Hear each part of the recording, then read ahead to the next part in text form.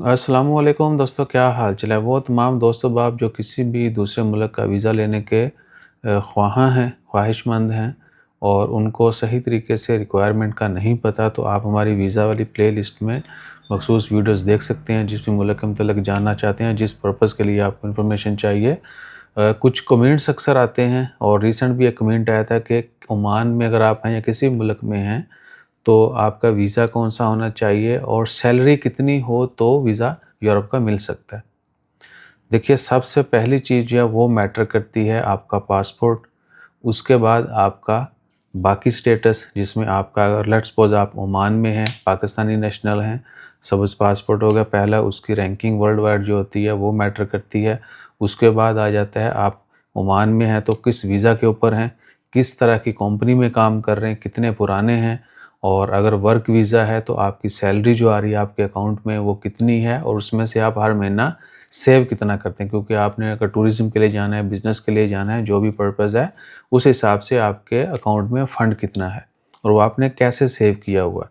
ठीक है जी। उसके बाद फिर एक और चीज़, ट्रैवल हिस्ट्री। अगर आपने किसी मुल्क का सियाहती वीज़ा अप्लाई करना है, विज़िट वीज़ा, टूरिस्ट हैं आप, तो आपकी प्रीवियस हिस्ट्री जो है वो भी मैटर करती है। ठीक है जी। सो सैलरी जो है वो क्या है कि आपके वीज़ा स्टेटस के हिसाब से, ये नहीं कि आप जॉब बहुत अच्छी कर रहे हैं, पैसे बहुत ज़्यादा कमा रहे हैं, लेकिन आपका वीज़ा बहुत छोटा है, तो वो जस्टिफ़ाई जो है ना वो बड़ा मुश्किल होता है। प्योर लेबर का काम करता है, एक बंदा लोडिंग अनलोडिंग का काम कर रहा है, उसकी सैलरी 800 हज़ार है, तो वो इधर जिसने आपकी एप्लीकेशन देखनी है उसको भी पता है और आपको भी पता है। ठीक है। आपने अपने वीज़ा स्टेटस के हिसाब से जो है सैलरी, ज़्यादा अच्छे स्टेटस की कम सैलरी तो पॉसिबल है, बहुत लोअर कैटेगरी का जो वीज़ा है उसकी बहुत हाईली पेड सैलरी जो है वो जस्टिफाई नहीं आप कर सकते। ये लॉजिक्स हैं, ये आपको समझना होंगे, क्योंकि अगर जुगाड़ भी लगाते हैं ना ये स्टूडेंट, तो उसमें ये चीज़ आपने ज़हन में रखनी है।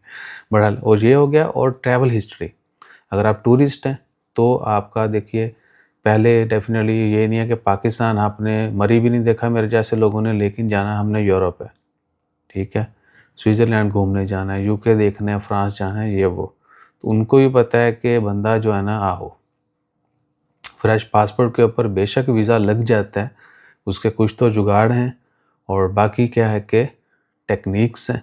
और टेक्निक जुगाड़ एक ही गल होगी, बाकी क्या है कि आपकी ओवरऑल वर्थ क्या है, प्रोफाइल क्या है। अगर आप ओमान में बहुत अच्छी वेल नॉन कंपनी में काम कर रहे हैं, आपका वीज़ा बहुत अच्छा है, तो आप डायरेक्ट अप्लाई करके भी रिस्क ले सकते हैं। लेकिन आजकल जो हमारे पासपोर्ट की वर्थ है उसके मुताबिक हम तो रिकमेंड नहीं करते, कम से कम आम बंदे को रिकमेंड नहीं करते, जिसका वीज़ा अच्छा नहीं है, बहुत या मल्टीनेशनल या इंटरनेशनल कंपनी में काम नहीं कर रहा, उसको तो हम बिल्कुल रिकमेंड नहीं करते। ठीक है ना। सो सैलरी का वहाँ पे मैटर करती है जहाँ पर आपका थोड़ा वीज़ा अच्छा हो, कंपनी अच्छी हो, अकाउंट में सैलरी आनी चाहिए। 400-500 जिसकी सैलरी है वो अच्छी सेविंग कर सकता है, वो उसकी समझ भी आती है कि बंदा थोड़ा कमा रहा है, अपने ऊपर भी लगा रहा है और सेव करके अपनी ज़िंदगी में मज़ीद जो चीज़ें हैं वो एक्सप्लोर कर रहा है, घूम फिर भी रहा है। ठीक है। बाकी फिर सारे जुगाड़ हैं। और हाँ, अगर आप इस प्लान के ऊपर चल रहे हैं कि जी आप एक वीज़ा के ऊपर आएँगे, मखसूस वीज़ा के ऊपर सैलरी हर महीने अकाउंट में डालेंगे, तो फिर भी कोशिश करें कि जो अच्छी सैलरी फिगर्स हैं ना वो शायद 600 प्लस है। ओमान में 500 प्लस अगर आपकी सैलरी है तो यू आर कालर नूं तुसीं हत्थ मारदे होगे। ठीक है। तो ये चीज़ें में रखें। और 500 अबव ऑनवर्ड जो है वो एक रीज़नेबल होती है, उसमें आप ओमान में भी रह मैनेज कर सकते हैं, को थोड़ी सेविंग भी शो करवा सकते हैं और घूम फिर भी सकते हैं। इसके अलावा बेशक आप पैसा बहुत कमा रहे हैं लेकिन आपको जस्टिफाई इसको करना है, तो फिर वो जुगाड़ ही होता है ठीक है। उसमें फिर जितनी मर्ज़ी लिख लें। सो आप, हाँ, जो मैं बात कर रहा था उसको कंप्लीट करते हैं। तो अगर ये आपका प्लान है तो फिर आप 800, 1000, 1200 कुछ भी लिख सकते हैं, लेकिन वो भी थोड़ा अपने वीज़ा टाइटल को भी मद्देनज़र रखना है। सही है जी। और एक और चीज़, कभी भी इस तरह का कमेंट करें तो प्लीज़ थोड़ा डिटेल लिख दिया करें। ठीक है ना, कि भाईजान मेरा ये स्टेटस, या इनबॉक्स में रब्ता कर लिया करें। प्राइवेट भी आप पूछ सकते हैं, लोग घंटों-घंटों बात भी कर लेते हैं। ठीक है। और चैटिंग भी बहुत लंबी-लंबी चलती है, आके मिल भी लेते हैं, कमेंट्स में भी उनको पता चल जाता है, और जो समझने वाला है वो वैसे भी समझ जाता है। 2-4 उसको जवाब दो, रिप्लाई करो, उसको समझ आ जाती है कि बात क्या हो रही। ठीक है जी।